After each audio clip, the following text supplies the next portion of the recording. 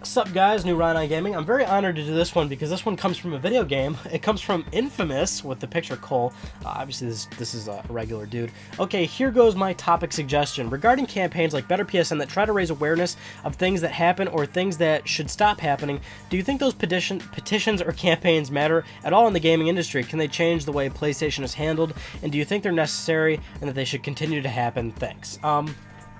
That's a good one. This is a good sort of situation to talk about because this is a very modern thing that's going on recently. You know, if we're talking modern games and the past how many years now, you see that all over the place. A new petition to have Sony do this, a new petition to have Microsoft stop doing this, a new petition for so-and-so to port game over here, campaigns like Better PSN. We're seeing a lot of that stuff go all over the place. Now, initially, you might look at this and you might think to yourself, like, nah, that shit doesn't matter at all. Because if you can look at it in that vein, a lot of that stuff really hasn't happened. Because it's usually one of those absurd things where you'll log into a news website and you'll read that there's a petition for something completely insane. Like, like keeping Final Fantasy 15 off of Xbox or something. Was that a petition? I don't know. I wouldn't be surprised if there was one. Another petition to keep MGS5 exclusive or something, or like really petty stuff like that. And you know, the petition to bring GTA 5 to PC, which you don't need a petition for that. That was going to happen no matter what. So it's easy to look at all those situations and think to yourself, like, no, they don't work at all, and just stop doing that because that shit doesn't work and it's just annoying and it's flame bait and it just promotes more of that, you know, this idiocracy on the internet, which is fanboys spitting all this bullshit to each other. So it's easy to look at it that way, but you also mentioned, like, you know, PlayStation, you know, does it change their way of thinking and stuff like that? And this isn't even my opinion, this is straight fact, which is with Sony, they absolutely read all that stuff and they absolutely take that stuff to heart.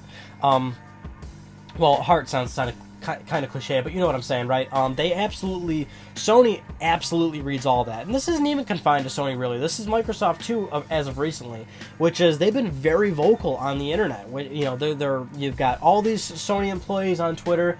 You got Phil Spencer, who's always active on Twitter, answering people's questions and hearing people's concerns. And you know, you got both these big public, you know, companies doing their E3 press conferences and publicly acknowledging multiple things, whether it was the used game DRM stuff like that at Sony's conference, which was a huge major event at E3 that will probably be one of the biggest things in E3 to happen in years, and will continue to be a big part of E3 history.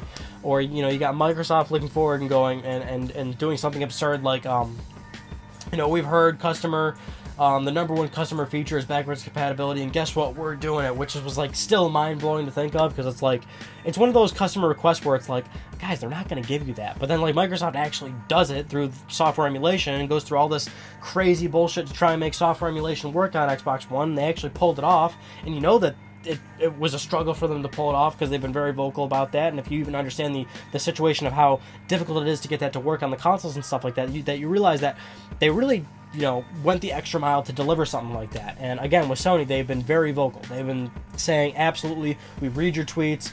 Shuhei's on Twitter all the time talking to people, answering people's concerns and things like that. So in that regard, absolutely those things work, and absolutely they should keep happening, because that's, you know, we're actually seeing results from it, quite frankly. So it's one of those 50-50 sort of answers. It's like, should we keep doing online petitions, online campaigns, and things like that? The answer is yes, but do it in a reasonable aspect, which is something that should happen. Like, hey, we deserve a better PSN, or hey, we deserve an answer about used games and you know, always online connectivity, or, you know, we want this feature in the next firmware update, and not really dumb, spiteful fanboy crap like keep this game away from other gamers because I'm an insecure little bitch. You know what I'm saying? Like. So there's a fine line here, and, you know, if you stay on the proper one, if you stay on the proper side, I think it's going to benefit most people.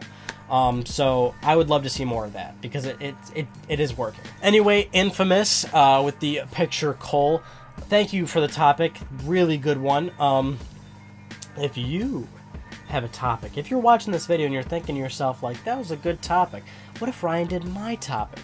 don't, you know, it's not a what-if situation. You can make it happen. You remember when you were growing up and your parents told you you could do anything you ever wanted, like be the president or be an astronaut and all that crazy shit? Now look, you could probably do that. It's going to be much harder, but I'll tell you what's going to be much easier. Submitting a topic to this YouTube channel, because I'll probably do it. So if you want to take the easy way out, I suggest you submit a topic for Ryan on Gaming. That sounded awful, but you know what? I'm leaving it in there. So that's about it for this this video, and I'll see you guys in my next video. Take it easy.